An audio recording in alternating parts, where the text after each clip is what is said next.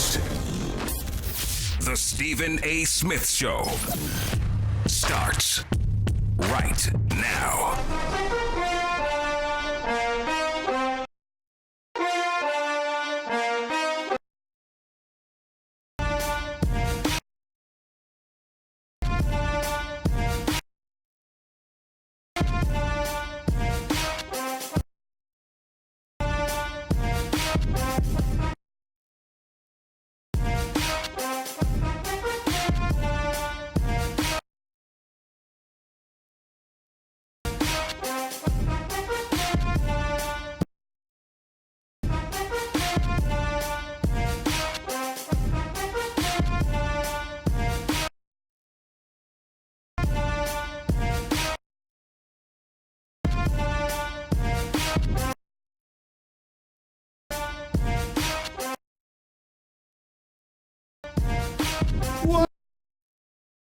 Everybody, welcome to the latest edition of the Stephen A. Smith Show, coming at you as I love to do every weekday over the airwaves of ESPN Radio and ESPN News. 250 plus markets across the United States of America. Check your AM, FM listing nearest you, plus ESPN Radio on Sirius XM Channel 80, plus ESPN Radio simulcast over the live national television airwaves of ESPN News. Number to call up, as always, is 888-SAY-ESPN. That's 888-729-3776. The Stephen A. Smith Show on ESPN Radio is presented by Progressive Insurance. Quote, buy, and save on home insurance with Progressive's new Home Quote Explorer, only at Progressive.com.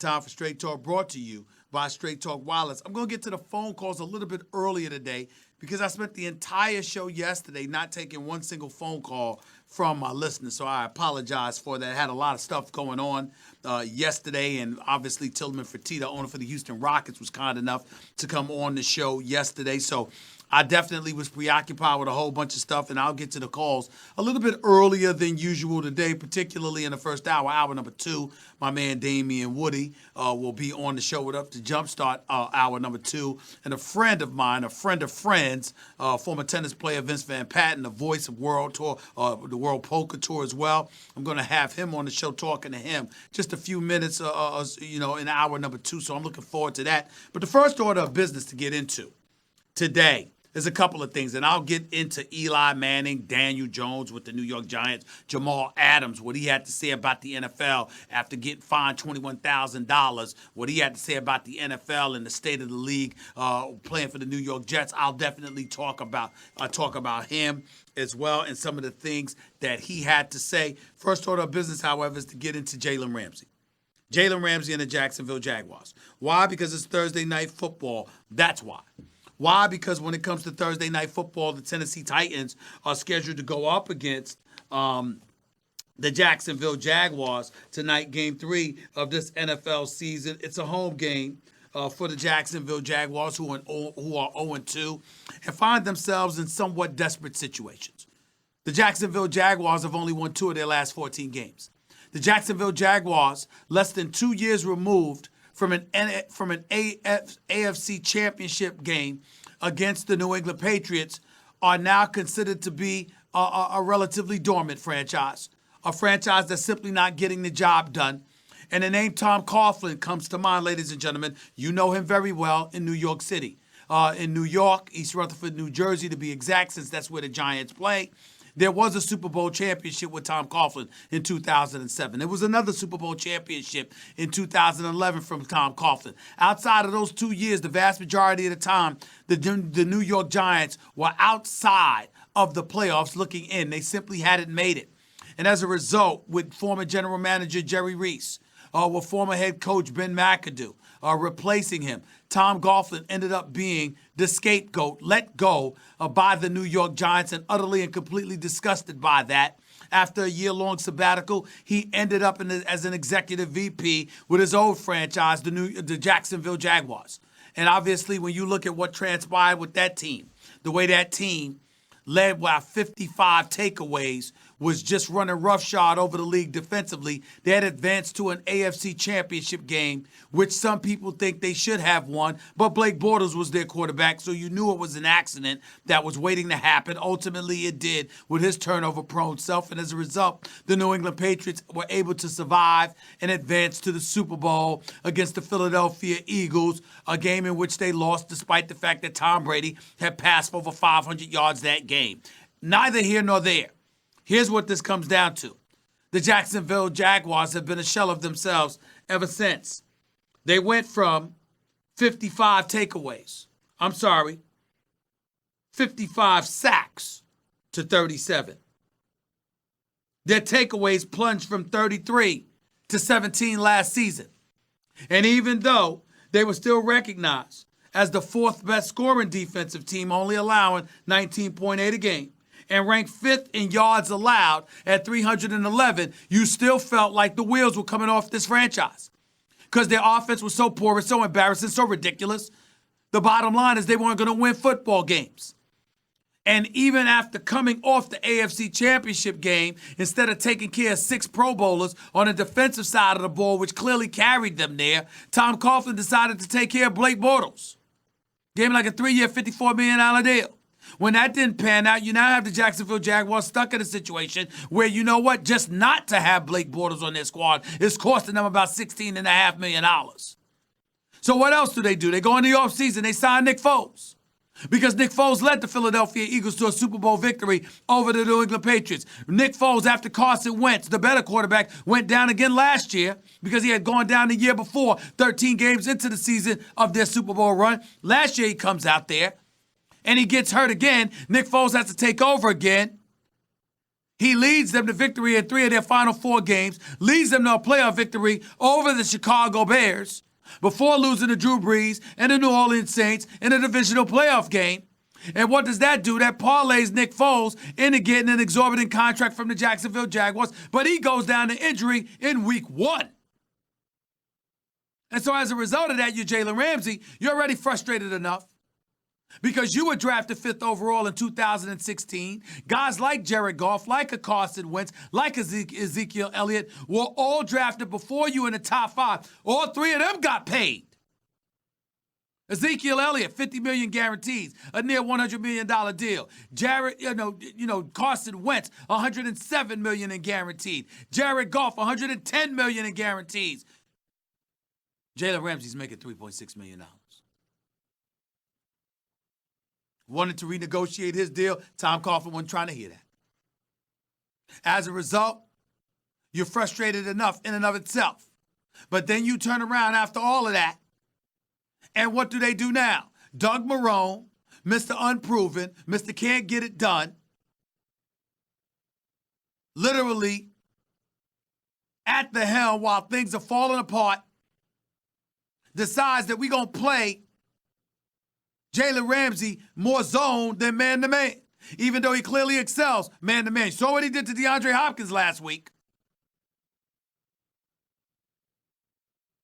And so not only are you compromising him and his individual excellence, you're turning around and you're losing games.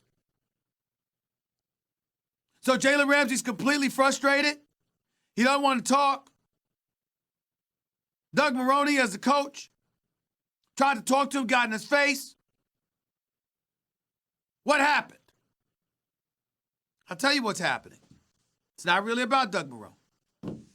It's really about Tom Coughlin.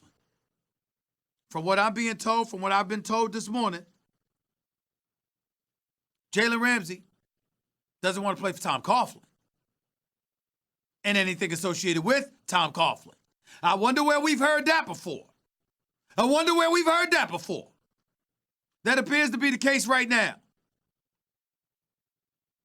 But according to Doug Marrone, all is well. Listen to him talk about his meeting with Jalen Ramsey over the last 24 hours and being ready for tonight's game. Listen to Doug Marrone, head coach for the Jacksonville Jaguars. I mean, Jalen and I have always had a good, open relationship where we've always been able to talk. We sat down yesterday, we talked about, what's going on as far as he and I, and, it's like anything else in this profession. It's behind us now. His focus is on playing and being doing the best job for his teammates. My job is being able to do the best job for the team. So, that's behind us right now. Here's the problem.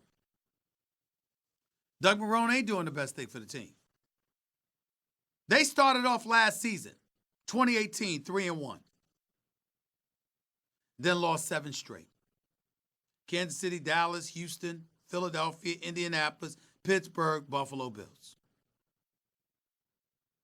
Of their last 5 games of the regular season, they lost 3 of them. Tennessee, Washington, Houston. Only victories were against the Colts and the Dolphins. And then this season thus far, they've started out losing their first 2 games. So you're the Jacksonville Jaguars. You're Jalen Ramsey. You're on a 5-year rookie deal. You're trying to get paid. They're sticking out their chest, letting you know they got you on lock until 2021, and they don't give a damn how you feel. You ain't getting paid, even though you're the best cornerback in football right now. You ain't getting paid, even though others in your draft class are getting paid. And while you're not getting paid, we're also going to compromise your greatness as a cornerback in man-to-man coverage by putting you in zone. All the while we're losing 12 of our last 14 games. And we're wondering why this man has a problem. Now, I'm the first one to sit up there and say, you got to conduct yourself professionally, exercising professional decorum along the way. I'm the first one to say that. Because I think that's important, particularly when you're young and African-American, because unfortunately, the actions of the few taint the many. And regardless of how unfair it may be, because that's a reality, you got to think about more than just yourself. There ain't a day that goes by that is not somebody I want to curse out. Let me be very, very clear. But you can't do that in the world of corporate America. Now, obviously, the world of athletics and professional sports is a little bit different, but the bottom line is same stuff still applies. When Antonio Brown is acting like a clown in Oakland, to do that while a collective bargaining agreement is going on is egregious, and it's selfish, and it compromises the objective of the players and their respective agents. That's a problem. And that level of selfishness should never be tolerated. It's inexcusable. And when you see Jalen Ramsey on the sideline jumping up and snapping at his coach after his coach got in his face, that's not a good look. So it's important to say that. It's not advisable either. It's important to say that. But let's understand something here. Jalen Ramsey and Antonio Brown can't be compared. Antonio Brown was playing in Pittsburgh, threw Mike Tomlin under the bus, threw Juju Smith-Schuster under the bus by revealing private DMs, gets to Oakland, gets his guaranteed money. Now the game is played. He's whining and crying over bad feet, showing them nasty yellowish layers of coated yellowness on his feet because of some cryotherapy in France that was nobody's fault but his own. Then you come out and you got a helmet issue. You got an issue with the helmets that the NFL is mandating that you wear. They didn't tell you to wear one specific helmet. They gave you 40 different options. You got 89 dudes on a roster. Over 28 players on the roster in the preseason at the time that you were complaining about the helmet, and only one player, one, was threatening to retire and beefing and whining and moaning and filing grievances against the NFL that he knew damn well he couldn't win. That was Antonio Brown. And even after he got his guaranteed money, then getting in the face of his GM, calling them a cracker. That's what he called them. They called it what they say, even though they tried to deny it. Then he turned around after that. Supposed to have a meeting with John Gruden. Doesn't show up for the meeting. Drew Rosenhaus gets John Gruden and Antonio Brown on three-way, and Antonio Brown records the damn conversation and puts it on YouTube. And got some videographer giving interviews talking about you got Gruden's permission. Well, what the hell were you doing taping the call to begin with? We didn't bring that up.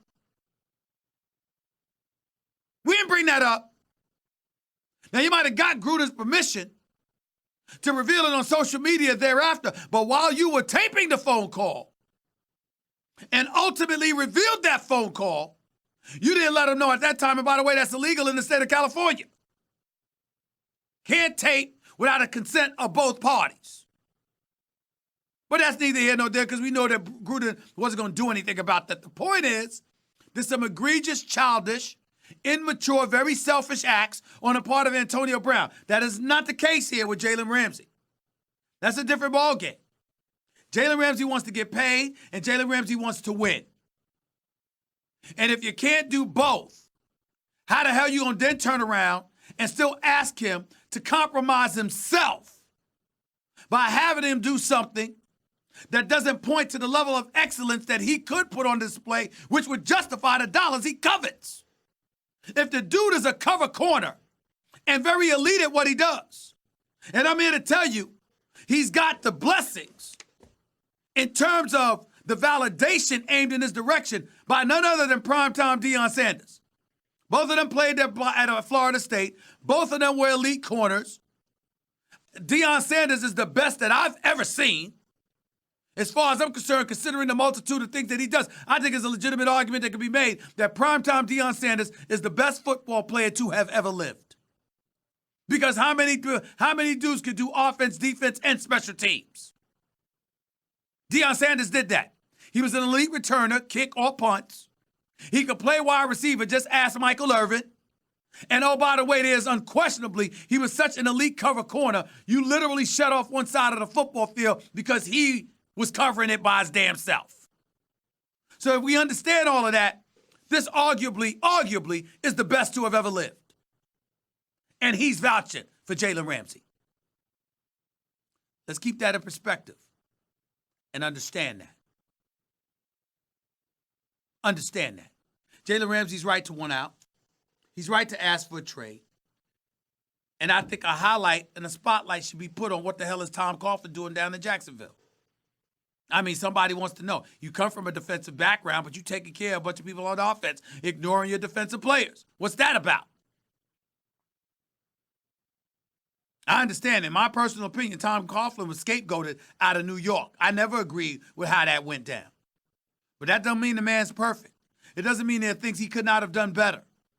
Let's keep that in mind. Let's be honest about that. 888-SAY-ESPN. It's 888-729-3776. You're listening live to Stephen A. Smith Show, ESPN Radio, ESPN News. It's going to be an interesting game in Jacksonville. I'd love to pick them to win the game, but I think with Minshew, I don't think their offense is going to do much. Now, some would argue they could have beat Houston last week when they lost 13-12. If you had just given him the ball instead of giving it to Leonard Fournette to try to convert a two-point conversion, and this dude forgets to stretch the football out so it could go across the goal line. And Leonard Fournette is another story for another day. Derrick Henry been balling since he dropped 238 yards rushing and 4 touchdowns against Jacksonville in Tennessee last year. Leonard Fournette, not so much. When's the last time he's had a 100-yard rushing game? Inquiring minds would like to know. I think it's like some January 2018, maybe a little bit earlier, but I'm not sure. But I know it's been a while since he ran for 100 yards. He's averaging 4 yards a carry, which is up from the 3.7 he was averaging last year while running the football. But Leonard Fournette's health has been questionable and his running ability. Here's my thing. He's a stud. He's a man-child, but he's not evasive. He's a power runner. And I don't think longevity and durability speaks glowingly about Leonard Fournette.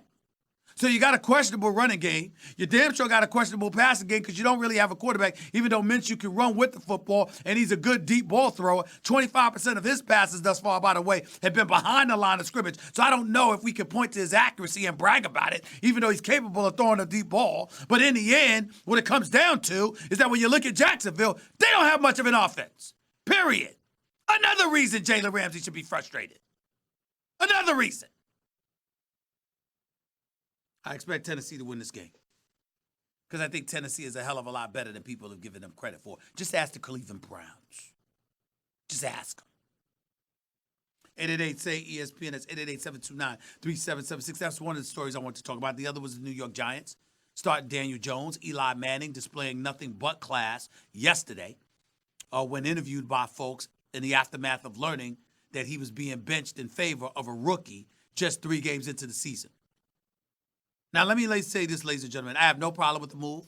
I love the fact that Pat Shurmur, because he's the one that went to Gettleman, He's the one that went to John Mara and said, I want to put this guy in. He stood up at the press conference. Beautiful article written in the Daily News by Pat Leonard, I believe, today, talking about how Pat Shermer is owning this decision. I think that was a damn good article, and I think that's a damn good angle to take. Having said all of that, Pat Shermer's got to step up and get it done too.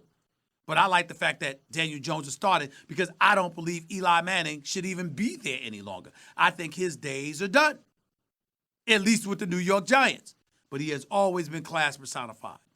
And when it comes to respect, he clearly deserves it. He's a two-time Super Bowl champion, two-time MVP.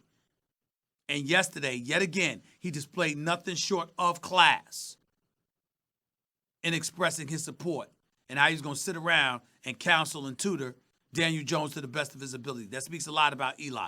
Point number 3, Jamal Adams for the New York Jets, going off about the NFL.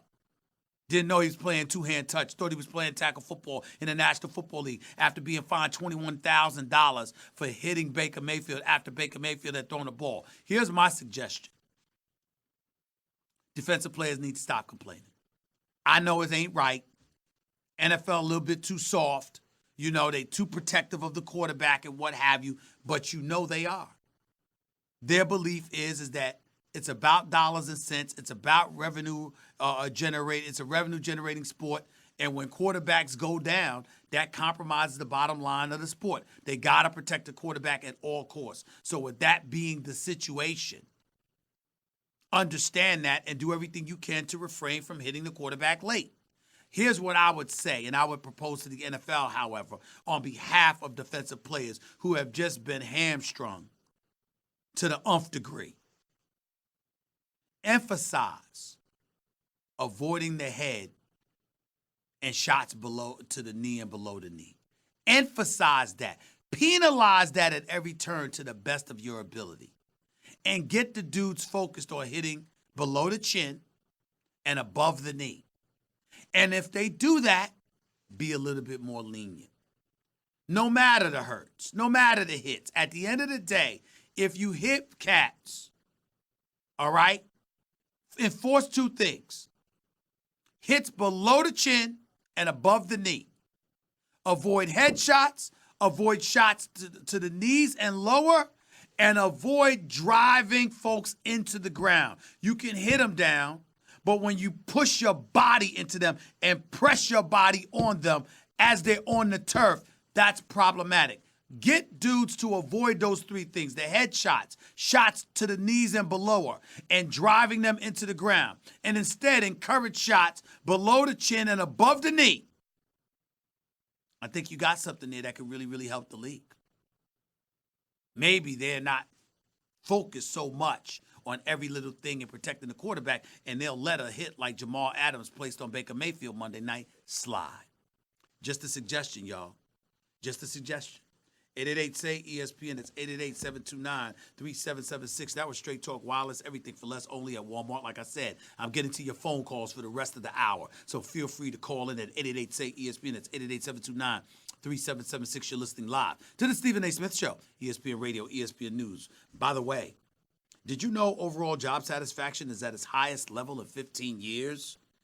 Wow, 51%. Wait, what?